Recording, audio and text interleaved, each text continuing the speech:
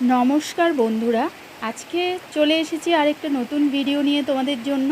তো আজকে সকাল সকাল দেখো আমাদের এদিকে প্রচুর বৃষ্টি। আর আজকে না বিগত 3-4 দিন ধরে আমাদের এদিকে প্রচুর বৃষ্টি হচ্ছে, সব কিছু প্রায় ভেসে যাওয়ার মতো অবস্থা। তো এমন অবস্থায় আজকে আমি একটা রান্নার ভিডিও তোমাদের সাথে শেয়ার করব। তো বন্ধুরা, আজকে সকাল সকাল বাড়ির পাশ দিয়ে মাছ যাচ্ছিল। তো একদম টাটকা ফ্রেশ বড় সাইজের একটা মাছ আজকে আমি নিয়ে নিয়েছি। এটা হলো একটা ঘাস কাপ মাছ। ঠিক আছে, তো দেখো মাছটা কেটে এখানে আমি বড় বড় যে পিসগুলো আছে এগুলো নিয়ে নিয়েছি। আজকে এগুলো দিয়ে আমি একটা রান্নার ভিডিও তোমাদের সাথে শেয়ার করব। তো দেখো মাছটা কিন্তু একদমই টাটকা ছিল। আর এখানে আমি নিয়ে নিয়েছি 6 পিস মতন মাছ। তো এখন সবার প্রথমে যেটা করব, মাছে নুন আর হলুদ মিশিয়ে মাছটাকে একটু ভালো করে মেখে নেব। তো মাছটা আজকে কী দিয়ে রান্না হবে সেটাও তোমাদেরকে দেখাচ্ছি। তো বন্ধুরা, টাটকা মাছ খেতে কিন্তু ভীষণ টেস্টি হয়। তো দেখো এখানে আমি নুন আর হলুদ মাখিয়ে নিচ্ছি মাছটাতে। এবার এপাশে দেখো আমি বসিয়ে দিলাম আমার সে প্রিয় কড়াইটা।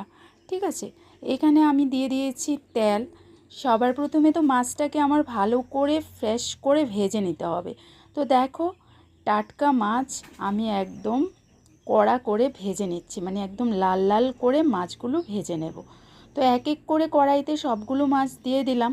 আর এবার উল্টে পাল্টে ভালো করে মাছটাকে ভেজে নেব। বন্ধুরা, এপাশে আমি বসিয়ে দিলাম আরেকটা কড়াই। তো এই কড়াইয়ে দেখো আমি এখানে দিয়ে দিয়েছি তেল। আর আজকে মাছটা রান্না হবে, এখানে দেখো আমি লম্বা লম্বা সাইজের করে আলু কেটে রেখেছি। তো এই আলুটা দিয়েই আজকে মাছ ঝোল হবে। তো এখানে আমি আলুগুলো দেখো একটু হলুদ ছিটিয়ে ভালো করে লাল লাল করে আলুগুলোকে একটু ভেজে নিয়েছি। আর এপাশে আমার মাছটাও ভেজে আমি তুলে নিয়েছি। তো এই যে দেখো এখানে মাছ তুলে নিয়েছি। আর আজকে বন্ধুরা ফোড়নে আমি ব্যবহার করব, এখানে দেখো মেথি দানা নিয়েছি, সাথে একটা তেজপাতা। তো আমার মাছ ভাজা যে কড়াই, সে কড়াইতে খানিকটা তেল রয়ে গেছে, ওই তেলেই আমি মেথি আর তেজপাতাটা ফোড়নে দিয়ে দিলাম। রান্নাটা খুবই সিম্পল একটা রান্না বন্ধুরা, খেতে ভীষণ টেস্টি। তো দেখো এখানে ফোড়নে দেওয়ার পর এবার আমি আলুগুলোও ঢেলে দিলাম।